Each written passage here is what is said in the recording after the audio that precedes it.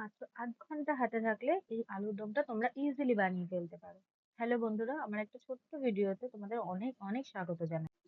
তো আজকে আমি তোমাদের সাথে শেয়ার করছি একটা আলুর দম রেসিপি। এটা একদম নিরামিষ একটা রেসিপি আর খুব অল্প উপকরণে এই রান্নাটা আমি করি।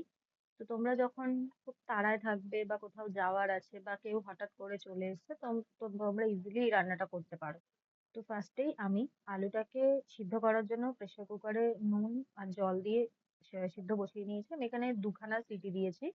আলু সিদ্ধ হতে হতে আমি শুধুমাত্র আদা গ্রেট করে নিয়েছি আর টমেটো কেটে নিয়েছি। আর ওই টমেটো আর আদার মধ্যেই লঙ্কার গুঁড়ো, জিরের গুঁড়ো, ধনের গুঁড়ো, হলুদ গুঁড়ো আর নুন দিয়ে একটু জল দিয়ে একটু মিক্সড করে রেখে দিয়েছি।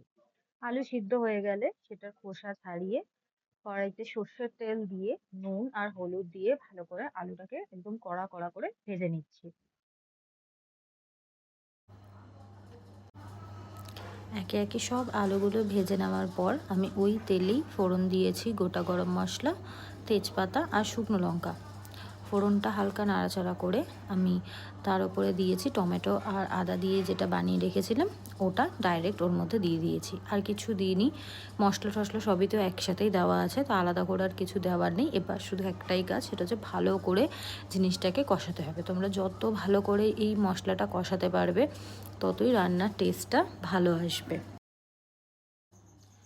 এভাবে আমি ৩-৪ বার করে ভালো মতন কষিয়ে নিয়েছি ঢাকা দিয়ে দিয়ে। আর অল্প অল্প করে জল দিয়ে, যখন মশলায় শুকিয়ে শুকিয়ে যাচ্ছিলো, তখন আমি অল্প অল্প করে জল দিয়ে মশলাকে ভালো করে কষিয়ে নিয়েছি। এই রান্নায় জানো তো, টমেটোটা একটু বেশি দিলে রান্নাটা বেশি ভালো খেতে হয়, কারণ একটা হালকা টকটক একটা ব্যাপার থাকে, যেটা এই আলুর দমটার সাথে খুব ভালো যায়। এই আলুর দমটা তোমরা যে কোনো কিছুর সাথে খেতে পারবে।